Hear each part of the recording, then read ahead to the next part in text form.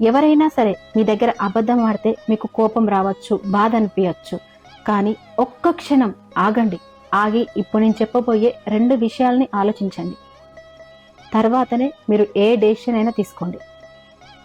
ఇక్కడ మొదటగా ఆలోచించాల్సింది ఏంటంటే, మీ సంతోషం కోసం కనుక అబద్ధం ఆడారనుకోండి, మీ అంత అదృష్టవంతులే లేరు. అక్కడ మీరు అపార్థం అస్సలు చేసుకోకండి. ఇక రెండవది, మీతో వాళ్ళు కంఫర్టబుల్గా ఉండలేక అబద్ధం చెప్పారనుకోండి, మీరు మౌనంగా వాళ్ళకి దూరం జరగడమే మంచిది.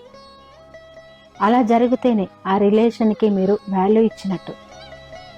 అందుకే అబద్ధం ఎందుకు ఆడారనేది కొంచెం మీరు అర్థం చేసుకున్నాకనే ఏదైనా డెసిషన్ తీసుకోండి.